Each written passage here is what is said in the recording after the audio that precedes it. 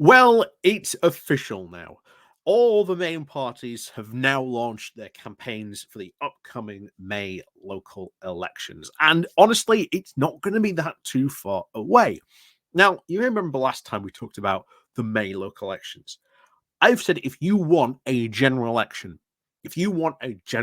sooner rather than later, get as many people, get your neighbors, go out and speak to them, get as many people in you can as your in your local community and area out to vote in your local election. We've said before the turnout for local elections is absolutely shockingly low, where you can see people get elected on 200-300 votes. It is not that lot unless you are in a big city. You are literally talking, if you get like an extra 100 people, 50 people out to vote, it is a pretty good opportunity for yourself to see a significant Tory defeat and maybe even your council change hands. And this is what a lot of the local Tories are now reporting as well, that when they are going round trying to sort of convince people to vote for them, the response they get on the doorstep is, we're not voting for you because of you lot in Westminster. This has been the repeated story that has been told to Conservative local candidates campaigning. So if you want a general election, get and convince as many people as you can out to vote at your May local elections, because I think once again, the bigger defeat, the bigger, the more Tory panic is going to be caused, and well, oh knows, shenanigans will abound. Absolutely. So we are going to go over what has just happened with the Tory local election chances and what some of the local candidates are saying in response to this. And not only that, but the launch of the of the Tory local election campaign didn't really go as well as they were hoping. But like I say, the bigger defeat you deliver them here, the more likely there is, again, a local election. Once again, get people out again voting at the local election. Bigger defeat removes them for a decade, or if not more. But the big chance is really to remove them as the main opposition party. You probably put someone like the Lib Dems in as the main opposition party. That would open up a lot of doors to getting a lot of progressive stuff done in the UK. So, think big picture, people, because there is a lot of opportunity there.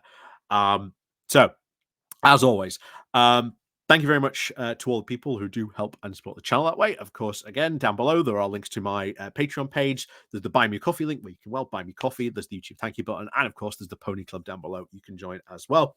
And of course, you can always help out the channel by clicking the like and the share button as well. And of course, leaving a comment down below telling me what you think about the video.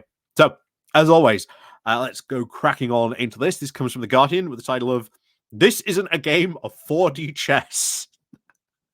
Oh, I wonder how well, this launch went. I wonder how well this launch went. So, at a bus depot in Derbyshire, Rishi Sunak valiantly tried to rehearse some of the arguments the Conservatives are preparing to deploy against Keir Starmer and Labour at the local elections in May, saying that Starmer was arrogantly taking the British people for granted. He claimed and pointed to Birmingham Council as an example how Labour had effectively bankrupted the largest local authority in Europe. Except it wasn't Labour's fault. It wasn't Labour's fault why that happened. With just that sector and argument alone, Labour had nothing to do with that. But hey, if you want to continue and say that's the case, it's not true. But there you go. So the problem is, of course, for Rishi Sunak, is that these criticisms are more resonant when levelled at the Tories. They are currently 20 points behind in the polls amid accusations of being completely out of touch, having crashed the economy, sending inflation and interest rates soaring under Liz Truss. Launching his party's local election campaign, the Prime Minister is 6 weeks away from a moment of maximum danger for his premiership. And that is worth repeating. The bigger defeat, the more losses, not only just losses at elections, but the loss of councillors, the loss of councils, mayoralships. The big one, of course, Ben Houchen. Oh, if they lose Ben Houchen, we can finally start to uncover what's been going on at the Teesside Free Works. So, as I keep on saying, the two big elections this year, obviously general election and the one going up up in Teesside. So if you are up there, please just vote out Ben Houchen. Put someone Labour in, because they like, I know their candidate has committed to uncovering what's going on here. In fact, I think most of all the opposition candidates are going on.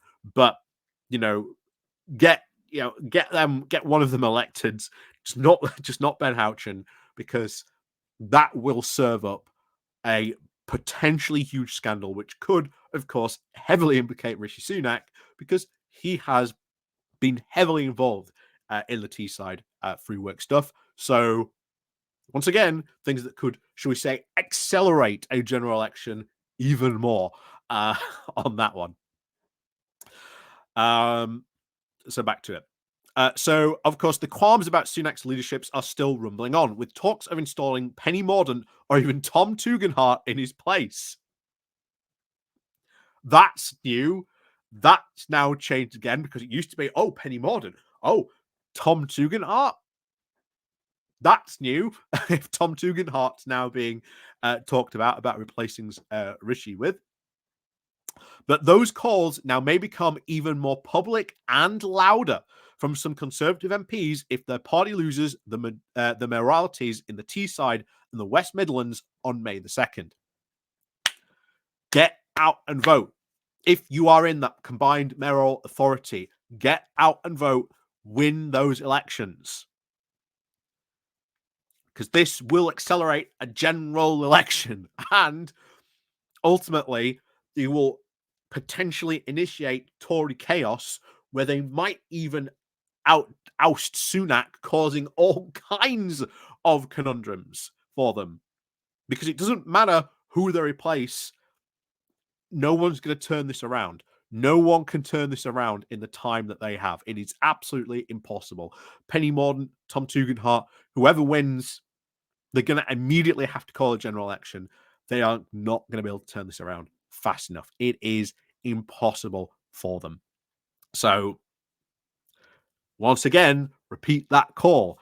Get out and vote in your local council elections. And if you are in one of those combined mayoral authorities with Ben Houchen or the West Midlands, vote out the Tories. Start the chaos now. So few political experts do anticipate anything other than a resounding victory for Labour in over 107 council seats of that date. But the possibility of Starmer's party getting a clean sweep when it comes to mayoral polls in London and 10 other areas is what is really causing the jitters in the Conservative Party headquarters. Again, repeat it again. Get out. Get out and vote. Because those jitters will become screams of panic.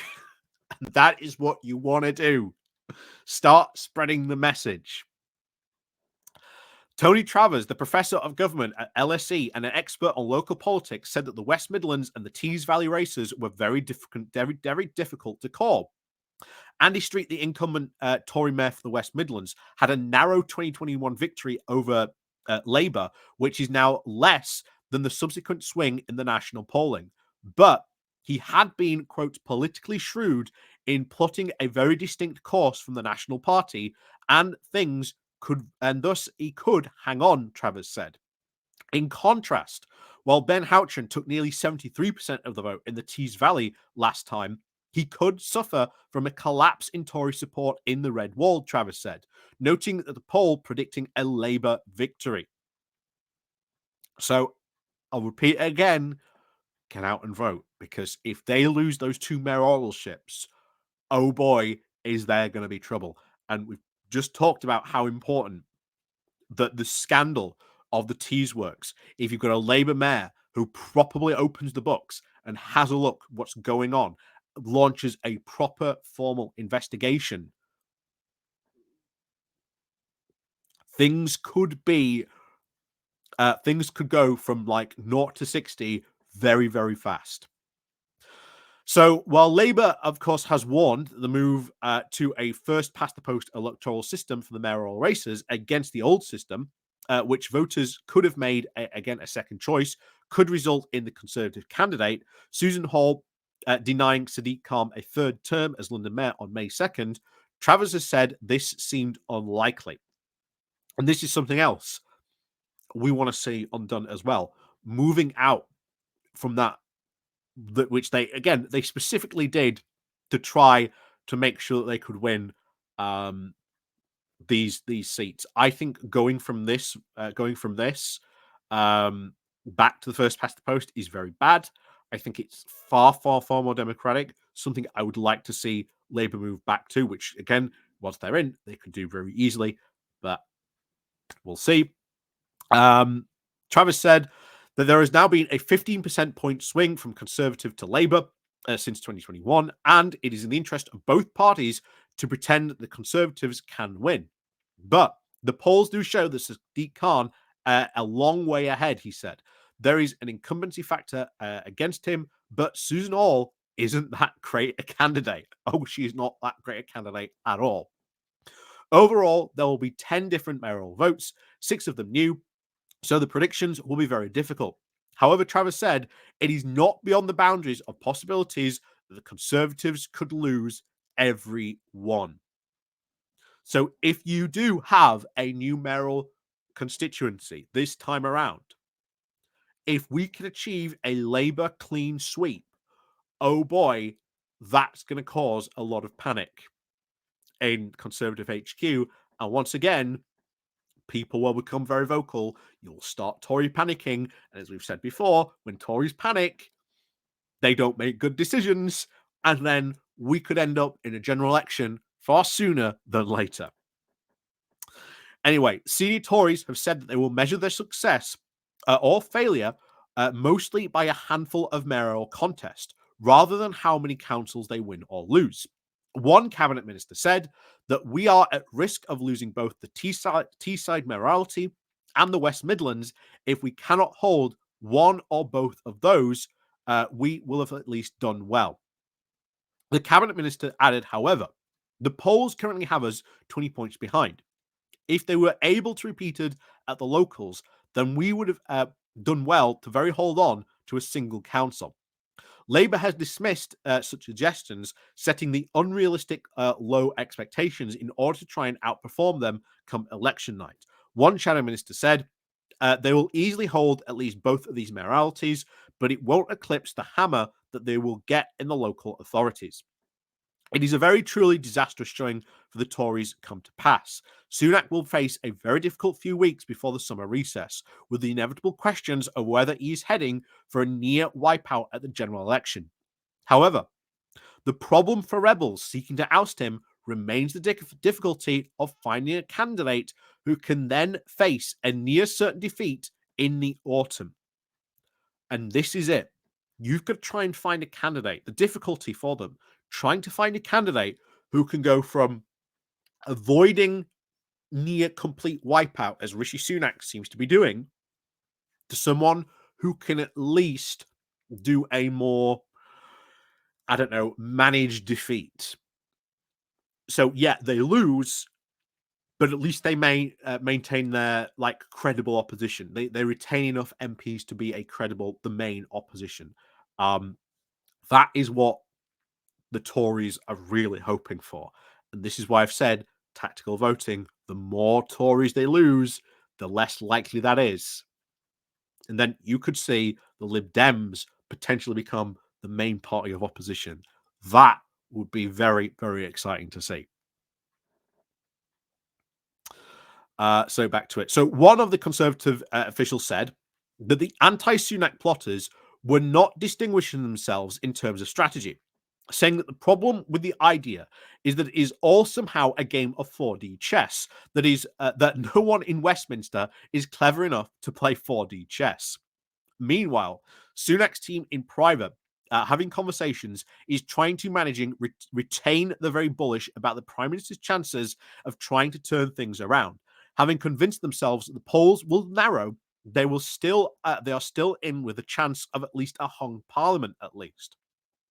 Astonishingly, Sunak still believes he has a chance of staying on after the elections, according to those close to him, saying the Prime Minister has been talking about the chance of a hung parliament, said one ally.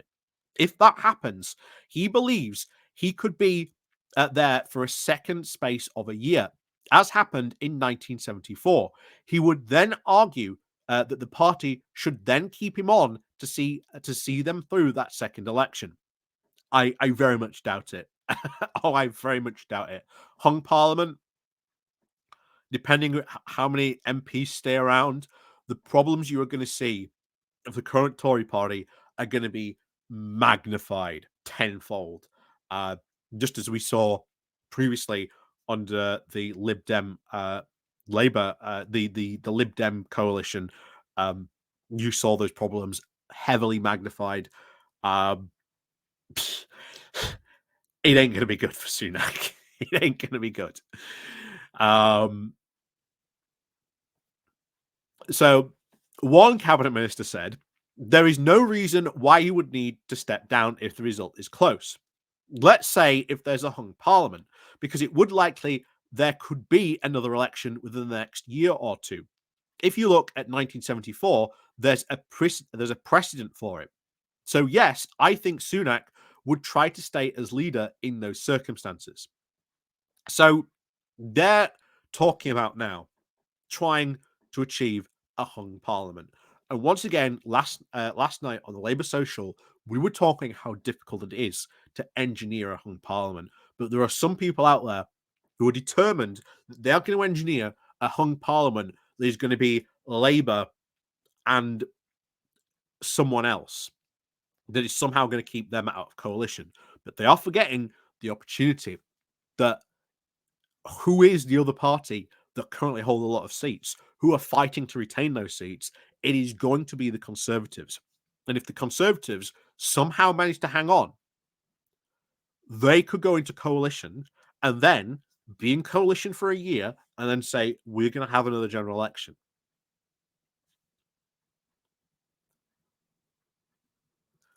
We don't know what honestly is going to happen here, but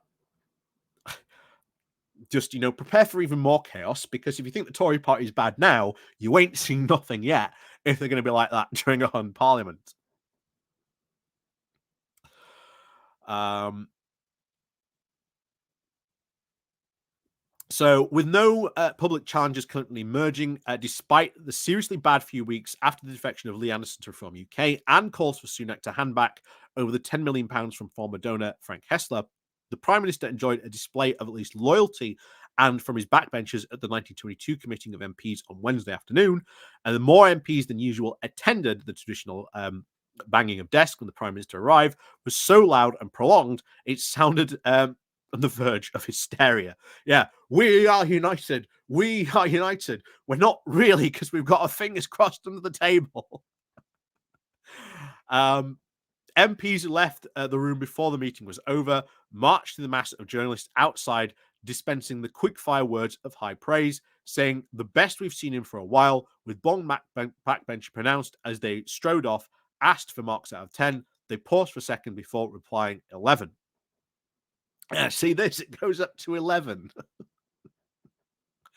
Yeah, they're at least hoping that maybe a display of unity might win back some of the Conservative voters, because a lot of the Conservative voters, their primary thing they've been saying is that this disorganization, this lack of unity, is putting them off from the party. There's more than that.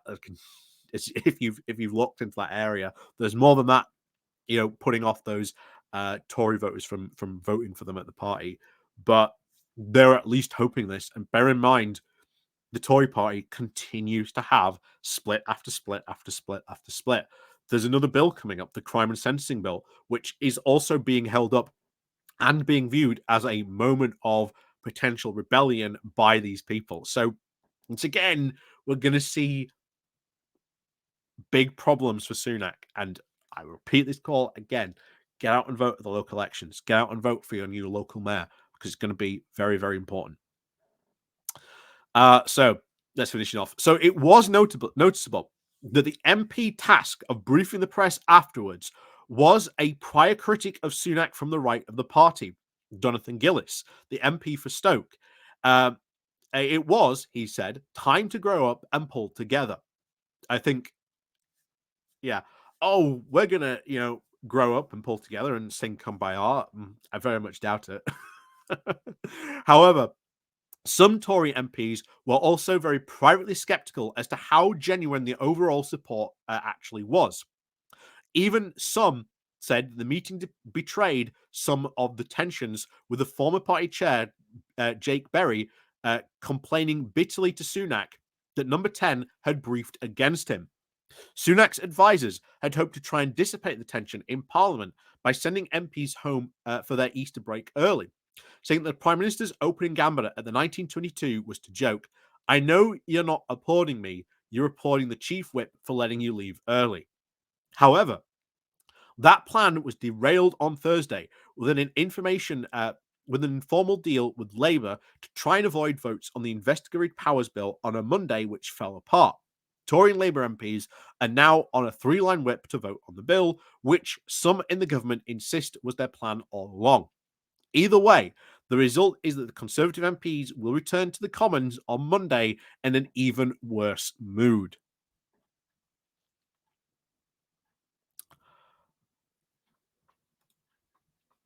Honestly, things could not be worse. Like, things could not be worse, and that is fantastic to see. It is. It makes your heart sing. But the more they fight, the more they infight, because the idea that they are now, joined hands together and singing "Kumbaya."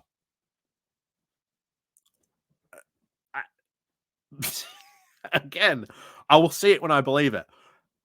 But they're going to come back on Monday, as was said there, right back into the thick of it, right back arguing again with each other, right back disagreeing with each other.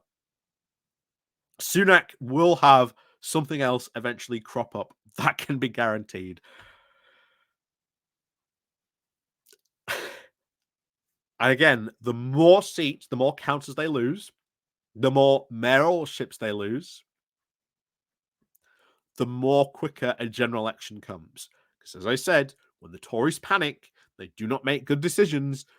And that panic decision is we need to get rid of Sunak, or Sunak will deploy a general election in an attempt to try and avoid that, or you will get that ejection of Sunak be replaced with, well, Penny Mordaunt or Tom Tugendhat, and they will have to call a general election.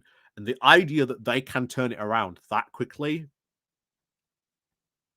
no way. Remember, that's the exact same reason why they put Sunak in, to turn it around. Has he turned it around? He's been in this position well over a year now.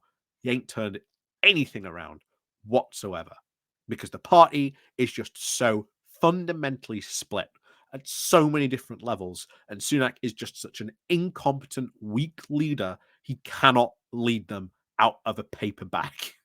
So, as always, thank you very much for watching. Please do remember to click on the like and the share button on your way out. And of course, links down below, the Patreon page or the Buy Me Coffee link in the links below.